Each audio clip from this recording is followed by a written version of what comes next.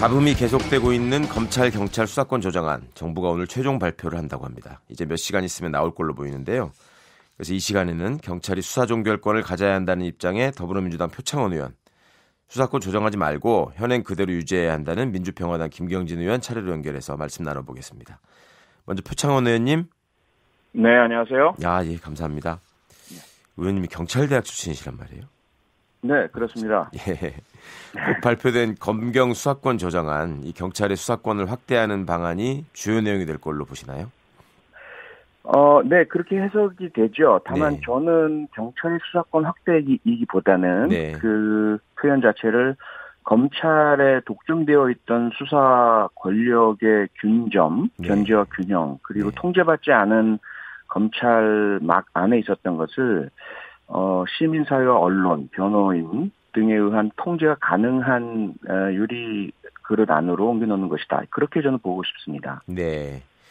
그 검찰이 그동안에 독점해온 수사 종결권, 수사 지휘권, 물론 이 용어도 좀 마음에 들지 않으시겠지만, 자, 네. 이거를 경찰과 어느 선까지 나누고 정리하는 게 바람직하다고 보십니까? 우선 중심은 국민이 되어야 하겠고요. 네. 국민이 억울한 일이 없어야 하겠고, 범죄를 저지른 자는 반드시 그 실체적 진실이 규명돼서 법에 의한 처벌을 받는 것, 이 원칙에서 출발을 해야 된다고 보거든요. 예. 그러면 이제까지의 우리 수사 구조와 관행 문화, 법제가 과연 그러한 목적에 충실했느냐, 국민들의 신뢰는 그렇지 않거든요. 그러면 그 핵심 원인은 무엇이냐? 재벌이나 정치 권력 또는 가진 자, 지역 투호들과 유착한 검찰이 좌지우지하는 수사 구조. 예. 어제도 바로 그 경북 의성의 김재원 자유한국당 의원이 예. 그 군수 후보자가 음주운전 중앙선 침범 충돌 사고를 냈는데도 전화 한 통화로 무마시켰다라는 그런 그 자기 고백을 한 영상들이 공개됐지 않습니까? 네. 네. 그런 일들이 이제는 없도록 해야 된다라는 거죠. 그렇게 하기 위한 방안이 무엇이냐? 하나는 고위공직자범죄수사처라는 제3의 수사기구가 네. 그러한 검찰 법조인들의 비리를 수사해야 된다는 것이고, 또 하나는 수사 자체를 하는 행위자가 경찰과 검찰로 나뉘어야 하고, 수사를 행한 자가 기소를 하지 못하도록 하고, 기소를 네. 하면서 수사를 통제하고, 수사하는 과정에 문제가 있다면 그 기소권자가 수사를 행한 자들의 문제를 들여다볼 수 있도록 하고, 이것이 저는 원칙이라고 봅니다. 네. 그 견제받지 않는 권력의 독점, 이거는 국민을 위해서도 위험한 것이다. 그러니까 네, 나눠야 그렇습니다. 한다, 이 말씀이시네요. 네네, 그렇습니다. 경찰이 수사 종결권을 가져야 되는 이유는 뭐라고 생각하시나요? 첫째, 대통령께서도 말씀하셨지만 경찰이 사건을 입건을 하거나 또는 인지하고 나서 수사를 했는데 네. 그 범죄 혐의가 없다든지 네. 또는 처벌하기에 불충분하다든지 증거가 부족하다든지 이래도 반드시 검찰에 다시 송치를 해야 되고, 네. 그러면 검찰은 또다시 경찰이 한 수사, 또 피의자나 참고인 피해자 조사를 또 해야 되거든요. 네. 그런 국민의 불편과 이중적인 행정적 낭비, 이 부분을 막아야 하겠고요. 네. 그리고 특히 전과자를 양산하는 수사 제도다라는 비난이 많았지 않습니까? 예. 그래서 이 부분을 좀 줄이기 위해서는 경찰 단계에서 경미하거나 죄가 안 되거나 오인이었거나 하는 것들은 종결할 수 있도록 해 주어야만 좀 더 문제가 있고 실제 범죄를 저지른 자들에 대한 수사에 집중할 수가 있습니다. 네. 자, 과거부터 계속되어 온 얘기입니다만 검찰의 반론은 이렇죠. 경찰이 수사 종결권을 가진다면 경찰이 사건을 덮어버릴 것이다. 왜 그런 위험성을 생각하지 않느냐라는 반론 하나. 그다음에 경찰 수사 결론하고 검찰 처분이 다른 사건 대상자가 매년 4만 명 이상 발생한다. 이건 어떻게 할 거냐. 그러니까 이제 이런 부분을 해결하려면 이것도 역시 나눠야 되는 거 아니냐, 이런 주장을 하고 있었잖아요. 어떻게 생각하십니까? 네네. 예. 전형적인 검찰의 언론 플레이고요. 네. 언제나 검찰의 문제 때문에 검찰 개혁 이야기가 나오고 그 일환으로 수사 구조의 개혁 이야기가 나오면 예. 그때마다 이제 경찰 문제를 내세웁니다. 네. 그러면서 숫자 통계를 내세우면 국민들은 4만 건이나 돼? 이렇게 하실 텐데요. 네. 실제 들여다보면 전체 161만 건 중에 4만 건이고요. 네. 그 4만 건조차도 잘못한 것이 아니고요. 경찰이 이 건 수사할 때는 공소권이 있는 상태였는데 네. 검찰 단계 넘어가니까 서로 합의를 한 그 친고죄 사건 혹은 네. 반의사 불벌죄라서 공소권 없어서 처벌 못하는 사건, 예. 혹은 검찰 단계에서 범죄 혐의는 인정했지만 가벼우니까 기소 유예한다. 이런 사건. 네. 뭐 이런 것들이 대부분이에요. 그리고 나머지 경찰이 불기소 의견으로 송치했는데 검찰이 아니다. 이건 처벌해야 돼. 라고 해서 기소한 사건 같은 경우 0.21%거든요. 3,300건. 네. 그 경우로도 보면은 검찰이 법원에 기소를 한 사건 중에 법원에서 이건 죄도 아닌데 왜 그랬어? 라고 무죄 판결을 내린 사건이 5.8%입니다. 네. 그러면 검찰의 수사와 기소의 문제가 더 심각한 거죠. 그렇게 따지다 보면 현행 구조상에서 무엇이 문제인가는 경찰이 어떤 문제가 있다라고 숫자를 들이대는 것보다도 네. 본질을 봐야 되는 것이고요. 네. 또 하나는 그 경찰이 만약에 사건을 덮는다, 무마시킨다. 이 경우에는 검찰이 덮고 무마할 경우와는 달리 알려지게 됩니다. 네. 사건 관계자, 피해자, 신고인, 주변인들이 이의 신청을 할 수 있고 언론에도 보도가 될 수 있고요. 그다음에 검찰에 항고를 할 수도 있죠. 네. 그런데 검찰에서 덮어버리면 어디에도 하소연할 데가 없거든요. 네. 이 부분은 우리가 분명히 알아야 될 것 같습니다. 그 부분의 차이를 중점적으로 보시는군요. 네. 자, 그런데 최근 이제 이 드루킹 사건과 같은 경우에서 경찰이 과연 제대로 수사력을 발휘했느냐라는 관점이 하나 있고 또 하나는 네. 정치권이 계속 의혹을 제기하면서 공방을 벌이니까 그냥 속수무책으로 끌려가더라. 이런 경찰을 믿고 수사를 맡길 수 있느냐. 이런 국민들의 질문이 있었거든요. 네네. 뭐 그 질문 당연히 받아야 하고 비판받아야 하고요. 네. 그 부분은 검찰도 마찬가지고요. 네. 또 하나는 결국은 현재의 수사 구조가 일원화된 하나의 권력으로 집중되는 현상이기 때문에 나타나는 것입니다. 네. 이게 그 경찰과 검찰이 하나의 지배 통제 구조 하에서 엮이는 것이 아니라 서로 균등하게 나뉘게 되면 서로를 감시하고 균형을 잡게 되거든요. 예. 그럼 경찰이 그렇게 재벌이나 권력의 눈치를 보면서 수사를 잘못하면 검찰이 그 부분에 대한 불법성을 찾아내서 견제하고 또는 직권남용이나 직무유기나 이런 죄로 수사할 수가 있게 되는 것이고요. 반대로 검찰이 그럴 경우에는 경찰이 검찰을 수사할 수 있게 되는 것이죠. 네. 현행 수사 구조 하에서 정치 권력이나 재벌 권력에 약할 수밖에 없는 네. 또는 언론 권력이 약할 수밖에 없는 그런 경찰과 검찰의 모습을 국민께서 비난하고 계신 겁니다. 네. 그러니까 문제의 본질은 집중된 검찰의 권력에 있었고 이것을 나눠서 서로 견제하고 감시하게 하는 것이 수사권 조정안의 핵심이다. 그래서 네, 경찰이 그렇습니다. 뭔가를 더 가져가는 것은 아니다. 이렇게 보시는군요. 뭐 다 가져가는 모양새이긴 합니다. 네. 그것은 권한과 함께 책임을 가져가는 것이고요. 네. 아마도 지금은 수사 지휘권을 가진 검찰이 네.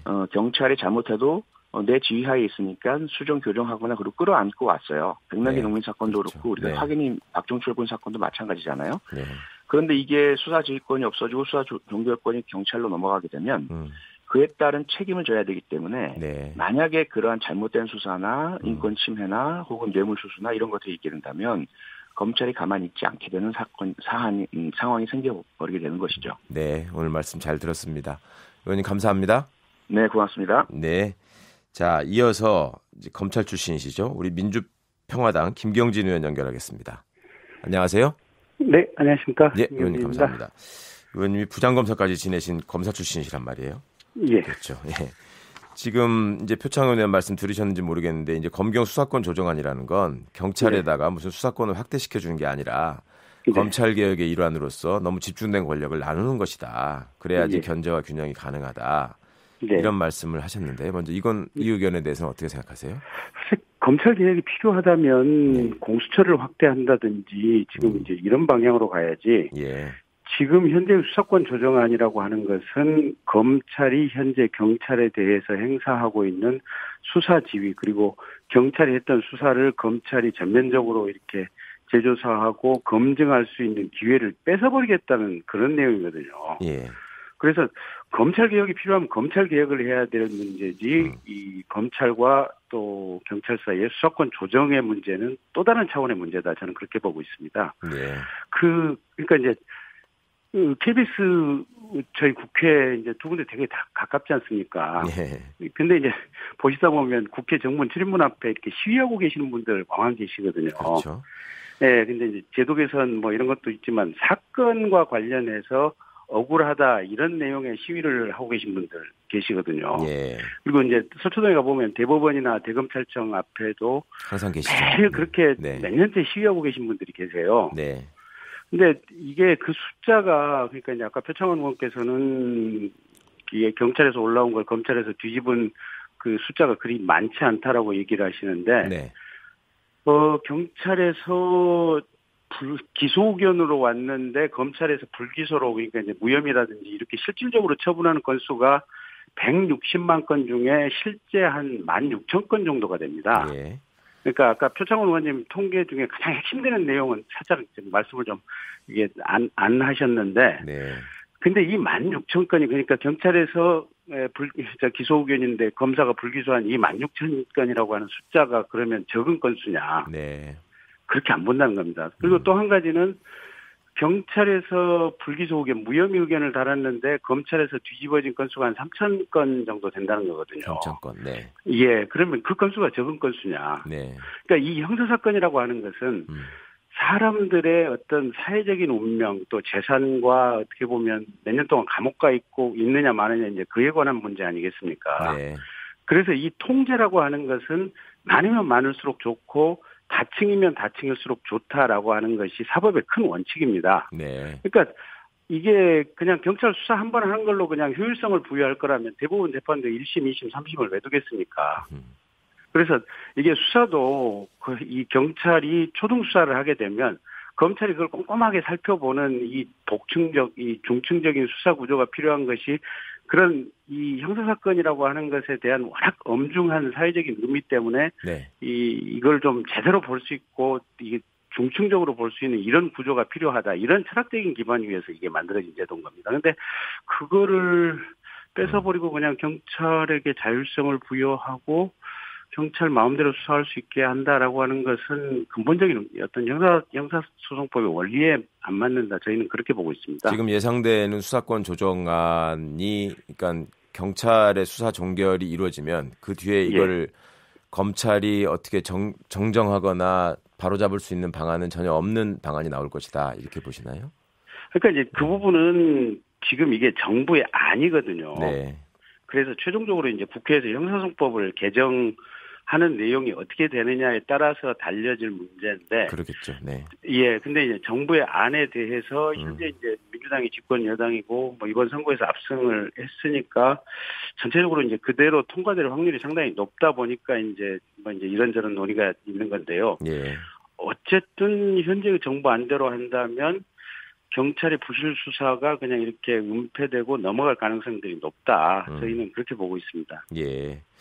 자, 그런데 이게 애초에 수사권 조정에 관한 얘기가 나온 게 항상 보면 이제 검찰이 무소불위의 권한을 가지고 이 사건 처리를 제대로 해오지 못했다라는 거에 대한 이제 비판과 반성에서 시작이 되는 거잖아요. 네. 그런데 이게 그러면 검찰이 재조사를 하고 검증하는 기능이 필요한데 그 과정에서 경찰의 잘못을 적발해서 시정하는 게 국민을 위해서 좋은 일이겠죠. 그런데 재조사를 빙자해서 검찰이 사건을 왜곡시키는 경우는 어떻게 견제하고 감시해야 된다고 보십니까?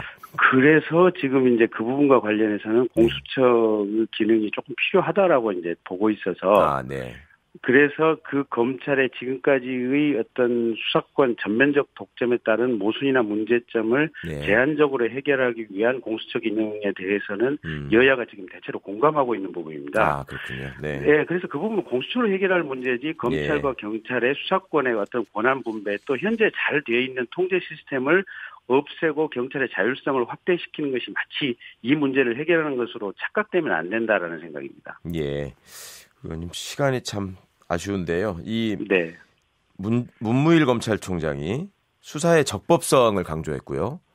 또 자치경찰 문제를 언급을 했거든요. 이 문제는 어떻게 보시는지 간단히 좀 언급해 주시죠. 그러니까 이제 경찰은 경찰 내부적으로 수사에 대한 통제가 가능하다라고 지금 얘기를 하고 있는데 실제 제가 검사 부장검사를 하면서 이제 어떤 사건에 대해서 의문이 있어서 경찰서의 수사과장님 또는 형사과장님들한테 직접 전화를 해서 물어보는 경우가 있거든요.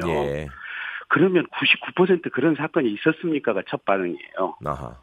그러니까 실제 수사는 대부분 경찰서에 이제 일선 형사들이, 일선 형사분들이 그냥 독자적으로 수사하고 이걸 이제 검사한테 올려서 검사가 수사 지휘하는 과정에서 오류 가능성을 체크하는 것이지. 웬만한 가령 우리 영등포서만 해도 지금 수사 형사들이 한 100분이 넘어가실 겁니다. 한 100한 30, 40분 되실 건데. 과장 한 분이 1인당 지휘하는 부하가 한 7, 80명씩 되는데 네. 이 업무를 파악할 수가 없어요. 계장님도 그렇고 팀장님 정도나 조금 알까 말까한 이런 상황들이거든요. 네. 그래서 현재의 검사에 의한 수사지 시스템이 정말로 필요하고 현실에 있어서는 정말 절실하다. 실제 수사를 해본 검사나 경찰들 입장에서는 그렇게 생각을 하고 있을 겁니다. 예, 그런 차원에서 언급한 것이 검찰총장의 적법성 얘기다. 예. 네. 마지막으로요, 의원님. 자치경찰제도가 수사권 조정의 전제로서 꼭 필요한 건가요? 그 관련된 문제인가요? 그거는 저는 그거는 아니라고 별 상관은 없는 문제라고 봅니다. 그러니까 네. 이제 경찰이 알겠습니다. 워낙 힘이 세다 보니까 네. 이제 지역에 조금 권한을 귀속해서 이제 배분하자는 건데 이게 수사권 조정과 자치경찰은 반드시 필수적인 연관관계에 있다고는 보지 않습니다. 네, 네. 오늘 말씀 감사합니다. 네, 고맙습니다. 네, 지금까지 민주평화당 김경진 의원과 말씀 나눴습니다.